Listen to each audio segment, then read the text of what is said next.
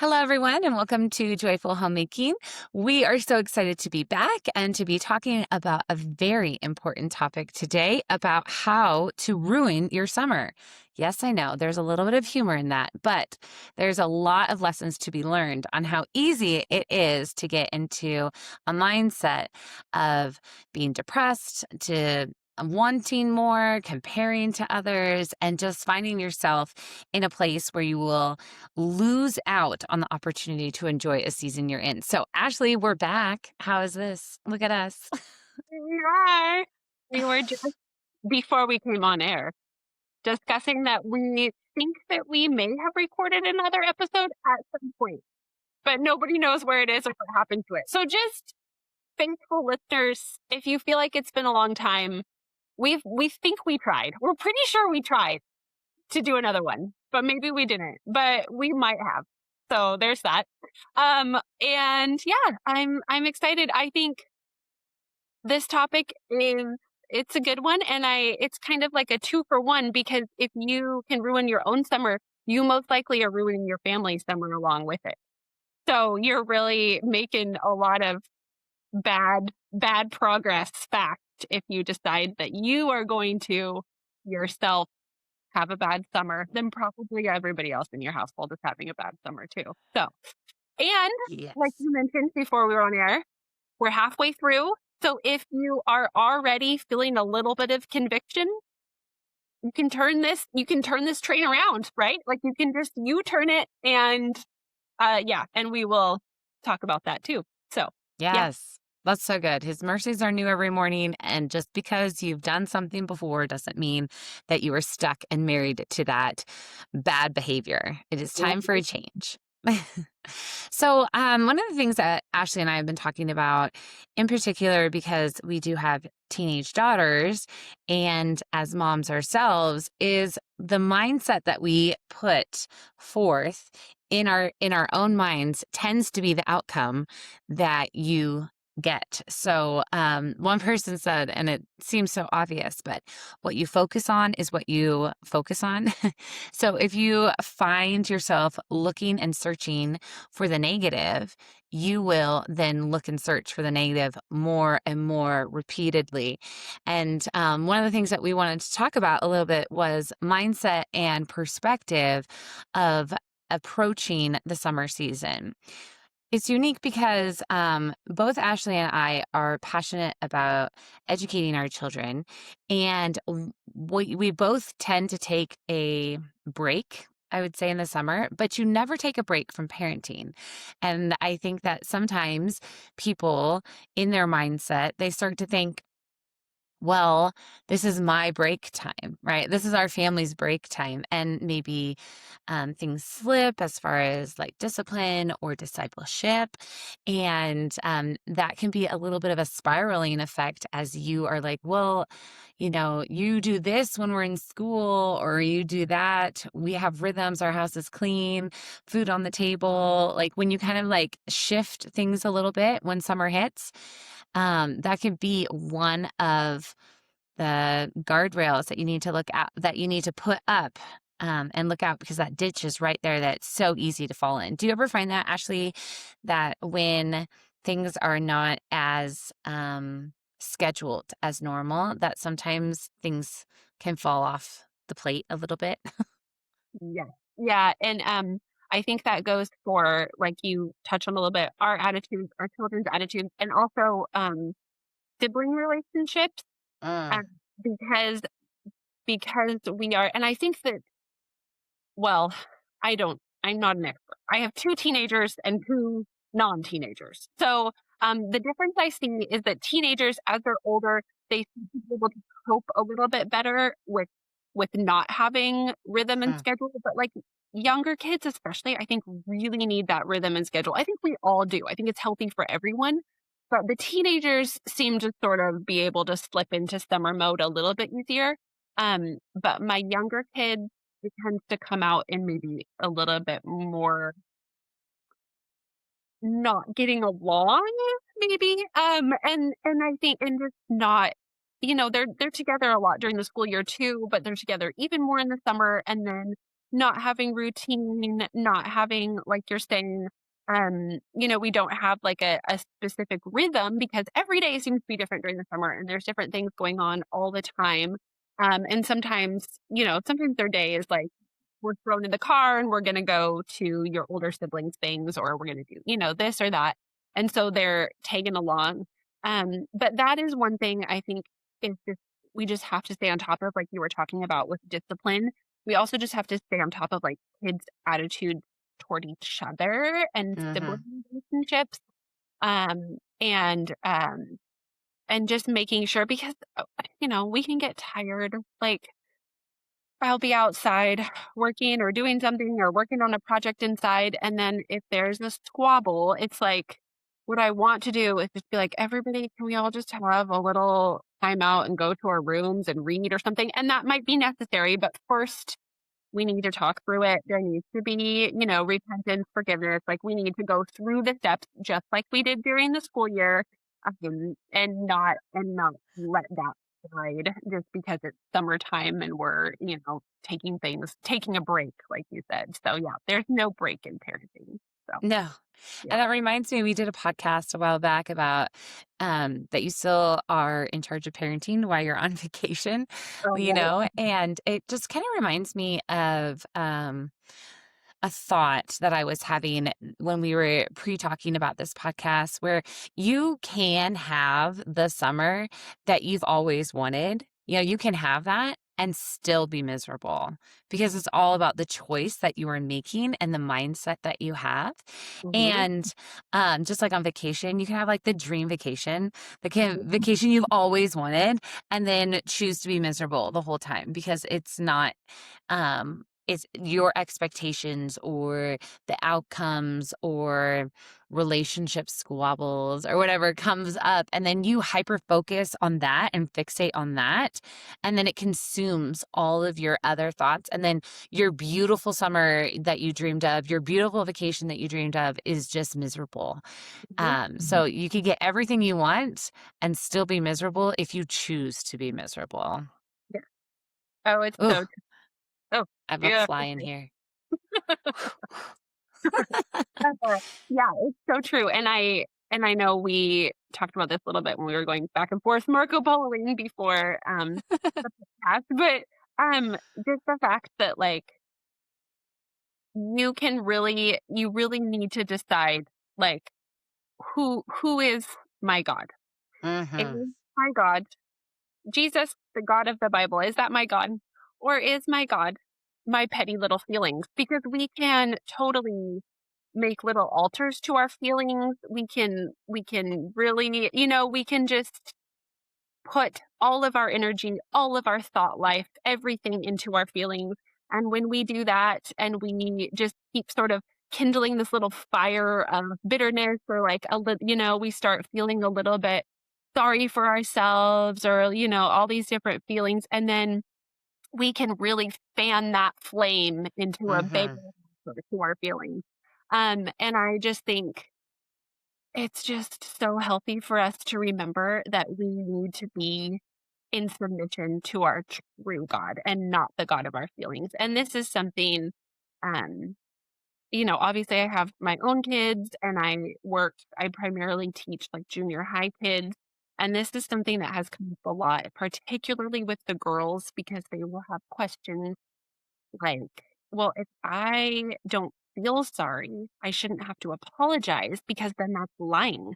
So that's God asking me to lie because I don't feel sorry. And I'm like, well, at that point, are you saying my feelings are God? Or are you saying God is like, are you going to obey your feelings or are you going to obey God? And it's the same way for all of the little feelings we can conjure up for ourselves. Like you're saying, Yeah.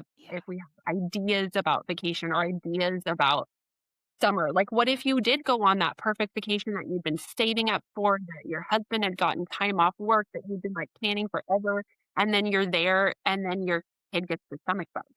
Like, are Mm. you just gonna feel bitterness and miserable and sorry for yourself because you had this idea of this perfect vacation and you'd been saving and, working up to this and now your perfect vacation is ruined? Or are you just going to cheerfully be like, well, Lord, you sent this to us, and so we're just going to, cheerfully soldier on and stay in the hotel room and try to make it as, not as pleasant as possible. I mean, like, which one's more fun? Which one sounds like a better plan, but it would be so easy in a situation like that to really make Yes. yourself miserable by giving into your feelings. Yes. And I think that when we approach things, I love how you brought up that we can only serve one master, right? And it's either you are letting God rule your thoughts, your life, your emotions, or you're letting yourself rule. You're letting your emotions rule. You are becoming your own God, if you will. Mhm. And when it's put that way, it sounds very like, no, I don't. No, I don't. I would never do that. Like, but then if you really think about it, like, who are you submitting to? Like, or who are you letting take the charge of your life? Who are you letting um w- dictate your outcomes? And we're not talking about like God is sovereign over everything and his will be done. And praise him for that. But he does call us to evaluate our hearts, and he calls us to realize through so many things, like in Proverbs and I think in the book of James, and I can think of like in Ephesians, like we have to look inward because our outward is expressed through what's going on the inside. We don't want to be whitewashed tombs. We want to actually be transformed by the gift of grace. And in that transformation process, we have to die to self so many times over and over again, picking up our cross and seeking him with everything. And when we fall into the habit of letting our emotions write our story, then we find ourselves in a place where we don't have gratitude, in a place where we aren't finding the joy of the Lord, where we think that it is all centered on us and what our needs are. So we're not being hospitable to those in our family and those around us. We aren't stewarding our time and energy well because we are hyper focused on an egocentric nature, like all about me. And I just, like we said early on in this podcast, the beauty is that you get to rewrite that story. Like, you're not stuck in that story. It reminds me of those books where you read it and then you get to like a page and it says, is this person going to turn left or right? And then you get a pick, and then, it's like, go to page 42 if they go left, go to page 67 if they went right. And it's like choose your own ending type of story. We get to rewrite the story when, if we've had those kind of negative thoughts and worshiping ourselves instead of worshiping God, and killing that idol of feelings. And so we get to ask ourselves, like, what story are we telling? What story are we living out in this season specifically? And I think it's a good question to ask a lot in many different seasons and many different things, because joy is something that is cultivated. It is something that is intentional. And you don't just like stumble into being joyful, which is so fitting with our podcast being Joyful Homemaking. Like, you have to choose joy. It doesn't just happen to you. Right. Yes. Yeah. Yeah. And I think, okay, what you're talking about reminds me. So I was reading this morning, in First Peter 4, and it says, um, therefore, since Christ suffered for us in the flesh, arm yourselves also with the same mind. For he who has suffered in the flesh has ceased from sin, that he no longer should live the rest of his time in the flesh for the lusts of men, but for the will of God. Mhm. This is New King James Version. This is chapter 4, verse 3. For we have spent enough of our past lifetime in doing the will of the Gentiles, when we walked in lewdness, lust, drunkenness, revelries, drinking parties, abominable idolatries, Anyway, so it goes and it's so, I just like that he says, like, we've spent enough of our time doing that. Like, it's actually time. And I think people get like so stuck in this, like, well, this is just how I operate. This is just how I am. Like, you're talking about like looking in and figuring out like what, like who you are. If you are looking into yourself and going, well, this is just who I am. I am just a person that has some bitterness because of what I've been through, or I am just this person who gets frustrated easily because I'm just not very patient and God didn't gift me that way, or whatever the excuses of the past, the way you've been living. Like, you've spent enough of your past lifetime doing it. That's what he's saying here. Like, you've done that. Now it's time to actually look inside yourself, get that junk out of there, ask the Holy Spirit to fill you with his joy, and then move on in the joy of the Lord and not in those things. Like, why not just turn now? Like, why not Yeah. just think you turn now? Okay, I, I kept thinking as this was happening this summer, how much this was a metaphor for sin. So it has been the summer of slivers in our house. I don't know what it is. And we have one pair of tweezers, and it's kind of a long story, but speaking of stubbornness, I've been really stubborn about not buying any more because they just get lost all the time. And now we have one pair of tweezers that doesn't work great, and it was an expensive pair. Summer of slivers, right? And people have been getting all kinds of junk stuff in their feet. I don't even know how we're doing it. So I will go to help a child get something out of their foot. And they're like, it hurts too bad to get it out. I don't want it. You can't take it out anymore. And I'm like, so are you just going to limp around and be miserable? Like, every step you take is going to hurt unless you dig that sucker out of there. And that's how it is with repentance. It's like, it might hurt really bad to say, Lord, I have been selfish. I have been making this summer all about me. I have been harboring bitterness toward my husband because I wish he made more money and we could go on that vacation. Whatever the thing might be, like, now is the time to dig that out and get that out of there. Otherwise, you're going to be living with that thorn up your toe, and every step you take is going to be painful. And I just think, Yeah. every time that happened, I just thought, this is so what sin does. Is it just gets up there, and then unless we get it out, which is painful, it's gonna just hurt forever now. Yes. So Yeah. anyway, and I just think, like, now is the time. If we've spent any of this summer doing that, just repent now. Make that U-turn and give it to the Lord. So I love yeah. that. And then, like, if you leave that sliver in, then like an infection could happen. Like, some people are like, well, I'm just gonna like, be tough and just, work through the pain. No, no, no. It gets worse. It doesn't get better. Oh, I'm just gonna put a little Band-Aid over it with some Yes. Neosporin and hope that helps. And you're like, it's not gonna help. It's not gonna help. You got to get it out of there. Just Yes. get that sin out of there. Yeah.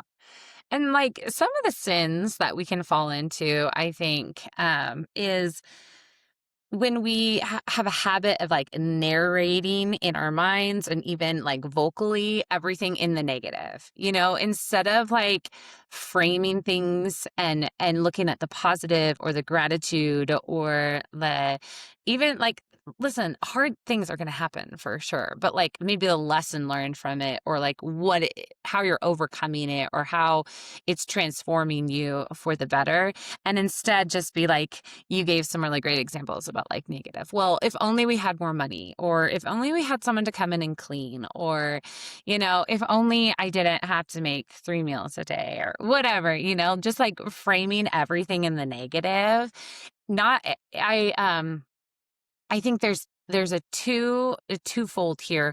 One is when we are around people who are around like things that we're reading, things that we're watching or whatever, that have that negative mindset, we are in turn like getting all of that negative example inputted into our minds.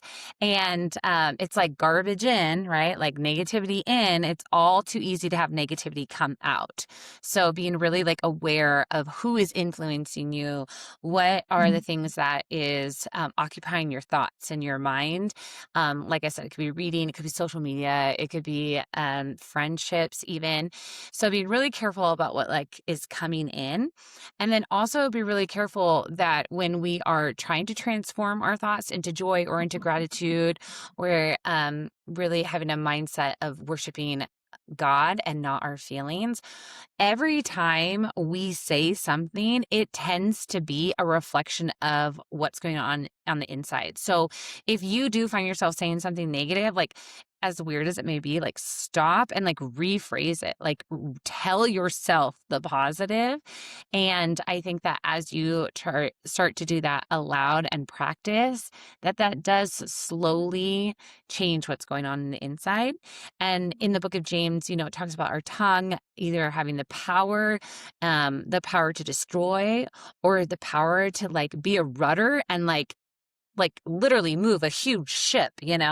And so whatever we're saying out loud, whether it is negative or it is full of joy, that's what those around us, like our family, our main mission field, those are what the words that they're hearing and that they're getting put into their selves. So a little test might be like watch and listen to what you're saying out loud, and then also watch and listen to this to see what the people closest to you are saying out loud, because they're hearing and mirroring you as well. Yes. Oh, it's so true. And I think we all have that moment where you hear your kids say something Yeah. and you're like, "Oh goodness, they didn't just come up with that. Like that's because I've said that," or whatever it might be. Natalie's teacher, her second grade teacher, who is just she's just the most phenomenal lady. Um, I knew that she was constantly praising all the kids in class, because anytime Natalie would talk about one of her classmates, she would say, "Oh, so and so, they're really good at memorization and math facts and drawing." Or, "Oh, yeah, so and so, he's really brave and helpful." Like she would name these specific characteristics. And I knew as a second grader, she wasn't just coming up with all those things. I knew that her teacher was saying those all the time. Like, "He's That's really good. cool. You're really good." And I just love that so much because it rubs off, and then that's how the kids think about each other. And it's the same thing with circumstances, with whatever it might be. It's like if you are discontent and that's coming out, your children and your husband are going to hear that, and that's going to rub off on them, and it's going to be miserable for them too. So Yeah. yeah, that's just so important. And yeah, summer is, I mean, whether you homeschool or go to school, whatever it might be, it really is an important time to like bond and hang out with your kids, and you have just like a little bit, well, depending on your situation in life, I suppose. I don't have a full working farm right now, so like some of us, but I think, sometimes it's like there's a little bit more breathing room, a little bit more like time around the breakfast table, or a little Yeah. bit more laid back time, or time to just talk, and kids can kind of pursue their, I mean, my kids can during the school year, they read school books, or they're doing school projects. And so during the summer, it's a little bit more like, "Oh, tell me about what you're drawing. Tell me about what you're reading." I don't know. It's a So, fun time, and it should yeah. be fun. So make it fun for your family. Don't make it miserable. So Yeah. And like you said, like it is a little bit of not the norm, right? Like summer is not the norm schedule, the norm routine. And that is not a bad thing. That's a great thing. It gives you a chance to like connect on deeper levels. It gets a little bit of rest and restoration, maybe family memories and family trips. And when you start viewing it that way, instead of being like, well, the negative, then you do start finding the joy in all of those little moments. And I think that one other thing that we always talk about is that comparison is the thief of joy. And if we're looking at putting joy back into our lives, and it's the joy of the Lord that will sustain you, not like a fake toxic positivity type of joy, but like a real lasting eternal joy. um I think that we have to really take account of what things that we are finding discontentment in or comparison trap in, so that we can like nip it in the bud. Like we can say, wait a minute, I find myself looking at these images and desiring this thing. So maybe those images are being a stumbling block for me and making me desire and covet something that this is just not our season for.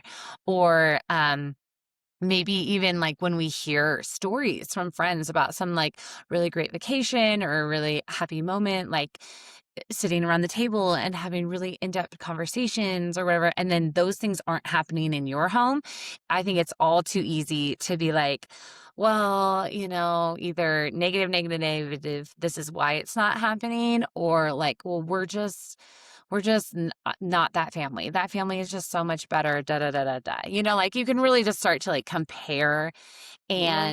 and degrade your family and to degrade the beautiful things because you're not looking for those things. You're looking outside to find what is right or good or true or beautiful in other people's families. And the ironic thing is that when you can approach hearing someone's stories, seeing something, on a visual, or even like having a legacy minded future desire. When we fixate on all of those things, we miss maybe the lesson that the Holy Spirit is trying to prompt us by being exposed to those things. Like if you just heard Ashley's story about sitting around the breakfast table, slow go, having conversation, and your immediate thought is like, we could never do that. Like that would never happen for us. Like we're too crazy, it's too busy, da da da da da. Then you're already closing the door on something that could be an opportunity for your family by just looking at it negatively instead of thinking like, oh, what I wonder like what that would look like in my family or what I could do to help my family get to that point.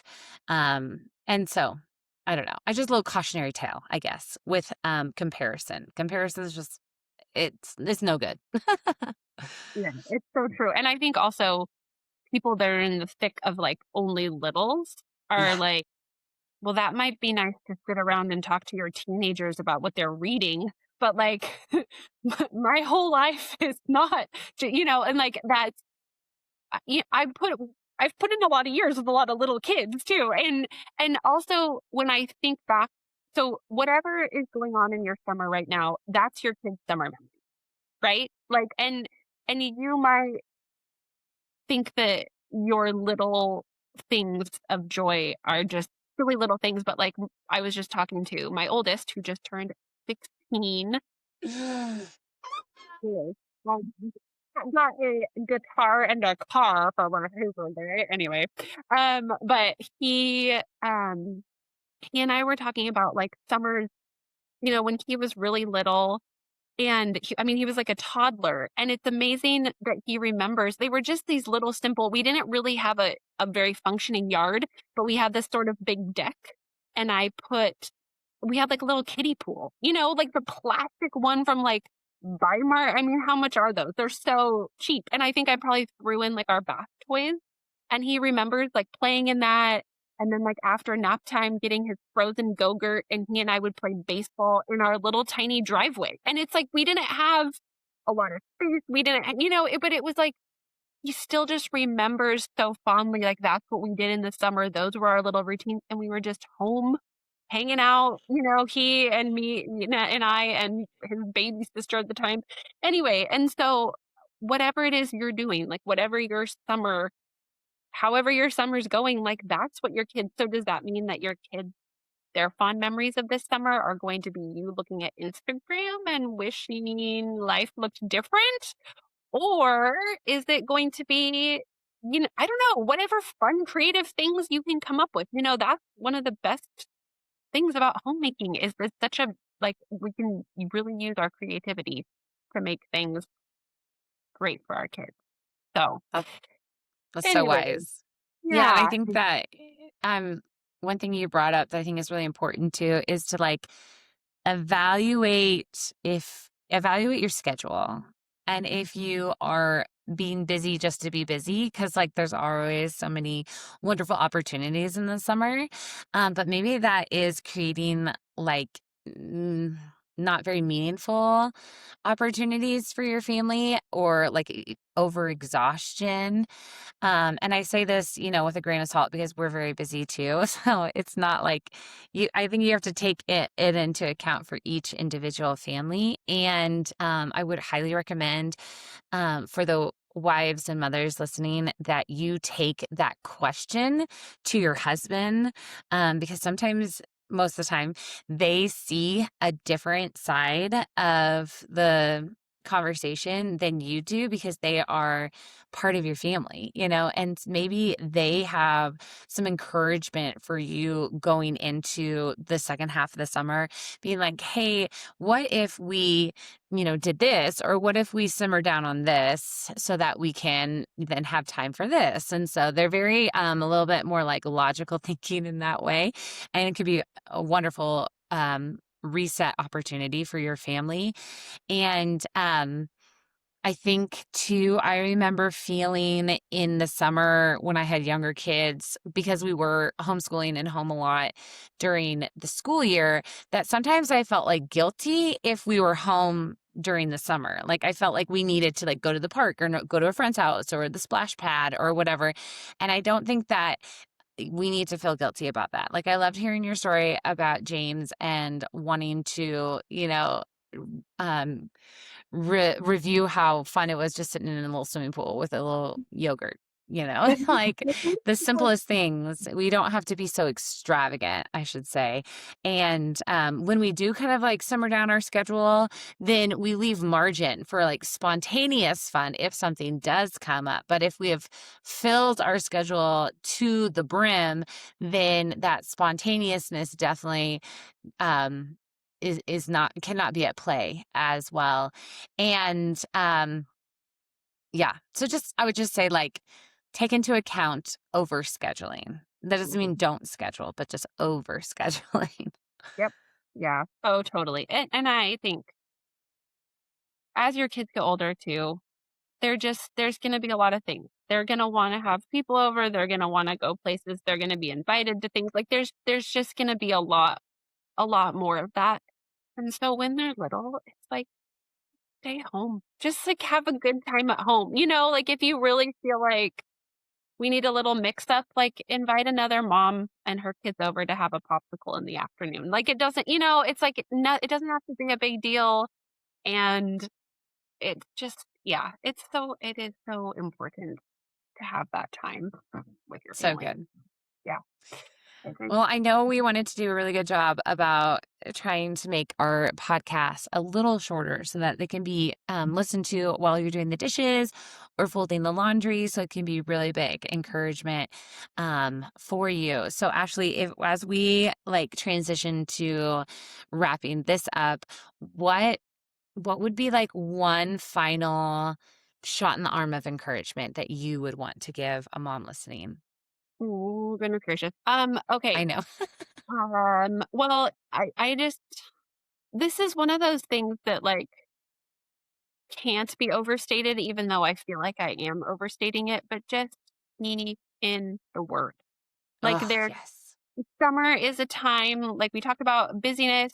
Maybe you're like, I really want to get through these other fun books over the summer, or my kids are still up really early, so I don't have time in the morning. However it might be though, like if you have any sort of margin, even if you need to not listen to this podcast, but instead put in your headphones and listen to, just stay in the word. And that just Mhm. helps. It helps with all the things we've been talking about, joy and contentment, and just remembering that God is God and you are not, and neither are your feelings. Like just, yeah. So stay in the word, be committed to being a woman of the word and teaching that diligently to your children. And I won't get into the Deuteronomy thing about all the times you need to be when you're up and when you're down and when you're out of the house and along the gate and along the, anyway, it's just, anyway. So I think that sounds really, basic and vague, but again, I just don't think it could be overstated though, to stay in the word. How about you? Yeah, I completely agree with that. And I think that along with that, um, I would say caution to be like if you are being physically there, obviously like with your kids, you're physically, your body is there, but you're mentally somewhere else, that is something I would encourage you to take note of. And probably because that's something that I just experienced this last week, was there was like a little conflict in our neighborhood. And so then like my thoughts like kept thinking about that thing over there, like somewhere else.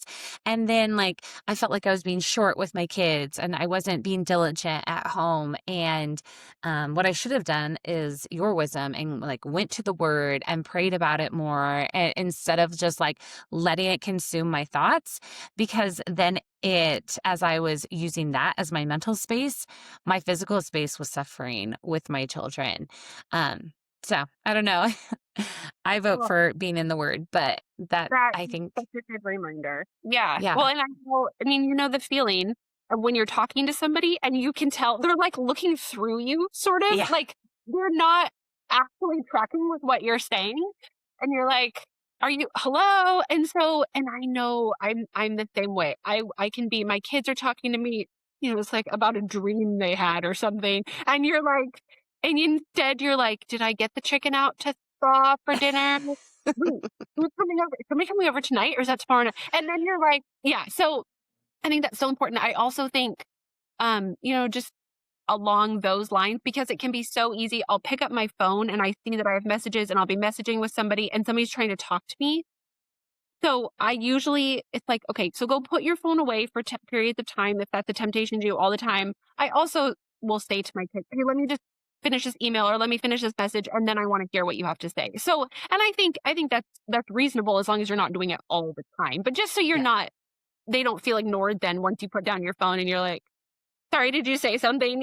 So anyway, but I do think it's so important. And and you don't want there to be like a conversation. Your kids are all hanging out around you, having a good time, and you're not even present because you're mentally somewhere else. So yeah, Right. good Yeah. reminder. Well, this has been a really good conversation. And I want to ask quickly before we finish up. We have a habit of doing a What's Cooking time here on Joyful Homemaking. And we haven't got to do it in a hot minute. But it's really fun because it's just a little bit of an inside look into Ashley and I's life and some things that are going on. And I love it. So hopefully it's a blessing to you. But Ashley, what's been cooking over at your house?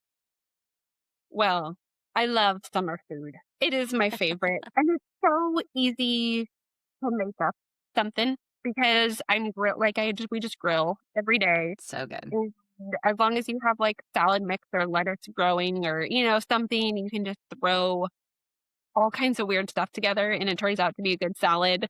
So it's like very burgers, tacos, steak on the grill, salads, like that's my favorite summer things. And I love summer food. So we've been doing a lot of that.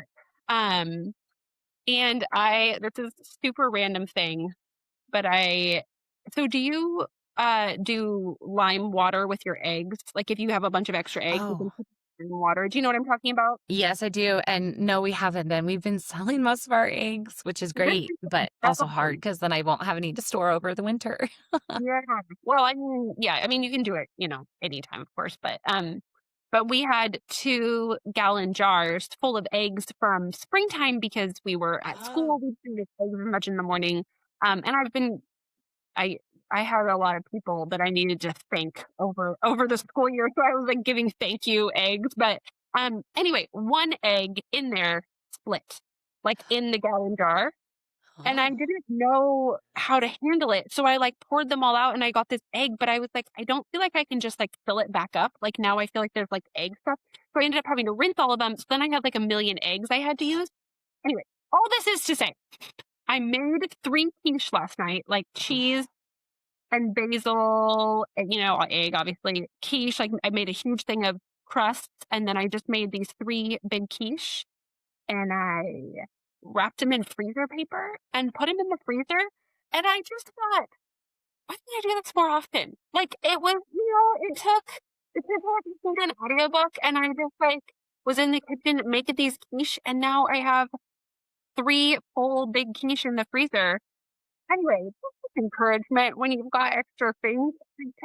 it up and throw it in the freezer. And I forget to do it all the time. But I was being very accomplished about that. So anyway, that's what's been cooking in my kitchen That's a lately. huge, huge accomplishment. I love it. So good. Super. How about you? Well, one thing I've been working on lately, which I know is kind of going to be weird and funny, but that's why we share these things, right? And when I was pregnant, okay. So Adelaide is almost 6 months, which is crazy. And so Adelaide's my eighth baby for those just tuning in. And I had her in February, and I was just like, always drinking like these hydration drinks all the time, like just maybe even like 2 a day, which is great when you're breastfeeding, right? You need it all.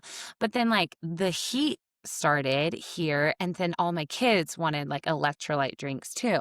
And I was just like counting, I was like, oh my goodness, we're going through like like 10 to 20 electrolyte packets, it Oh, feels like, a day, just because they work outside on the farm and all this stuff. And that's expensive.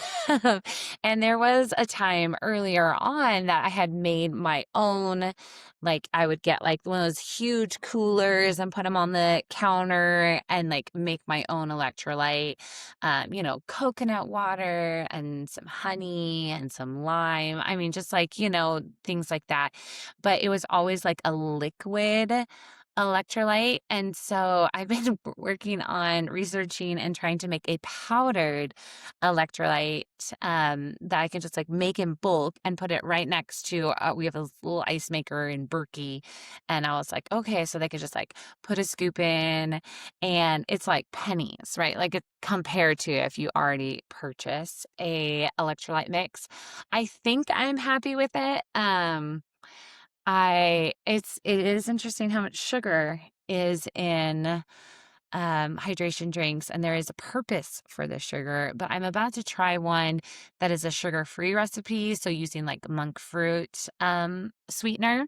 And so I'm going to see how that turns out. But that's what I've been working on lately, because everybody wants it and it's good for them. It's so dry here. They need the hydration, but I'm not about to spend $20 a day on, electrolyte packets. really? Oh, I know. And that's the problem too, is like the stuff that's good that doesn't have all the junk in it. Yes. So expensive. So Yeah. expensive. So for the one that you made first with the sugar, did you use stevia or did you just use regular sugar? I use regular sugar. I looked at the stevia. I don't know. I could try. I'm gonna try the monk fruit, and then I can try the stevia. Um, I like I said, I've been reading a little bit, but I don't feel like educated enough to like inform anyone on this. But there is something about the sugar that your body needs. Mhm. And so I cut the sugar amount. And so the other components of it is I've gotten freeze dried lemon powder and lime powder, and then obviously salt too. So we put in sea salt. And then this one gal I was reading, she swears by cream of tartar, which has like a bunch of like potassium and other like minerals and stuff to help you. So that's unique, right? Who would have Interesting. thought? Yeah. Yeah, I do. These It's snickerdoodles not are yeah. Snickerdoodle electrolytes. That's what I always think of. okay, so we almost did this a few years ago or a couple years ago for fair when it was like 105 degrees that year. And the kids, it was so miserable. And we researched for so long making our own electrolyte powder. And then it got closer and closer. And we just ended up with the huge thing of Gatorade powder. Like we just went like the total opposite direction. And we're like, he's like, I'll get the white stuff so at least it doesn't have like dye in it or whatever, and it was some disgusting like cherry it was like not even good at all. I think we threw most of it away. But anyway, but we researched it at one point and it was yeah, he went down that rabbit trail for a while and then he was like, this is gonna be a lot of work and we have like 2 days. And so anyway, so good job. Well done. Because We'll yeah, see. I really wondered about that. It is amazing though how much you do crave like, it's, like, even just like, I'll put, like, a pinch of salt and, like, a little bit just extra stuff in my water if I've been outside sweating, and it's Yeah. amazing how different it is. It's like a different sort of hydration, so I bet your Yeah. kids will suck it down after being on the farm and doing all their stuff. That's great. They And do, which is great. But I was yeah, like, we cannot afford this. no kidding. It's really expensive. Yeah. Yeah. Well, this has been so fun, friend. I just love chatting with you. I'm so sorry to our listener that the other one that we made just went poof gone, but maybe it will poof come back. You just never know. Well, maybe my brain just went poof and we didn't actually record it. I just thought we did. I don't know. I don't know. I kind of want to go back and listen to our last one and be like, wait, was this the one I was thinking of? No, Ashley has this like memory that it was a really good one. So everyone should go back and listen to the last one and tell us if it's a really good one. we were so incredible in this one podcast we've never heard. Okay. Anyways, I love it. Well, this okay, is fun. your friends, and thanks everybody for listening. And we'll you'll hear us next time. Next time. Yeah. Love it. Thanks, friend.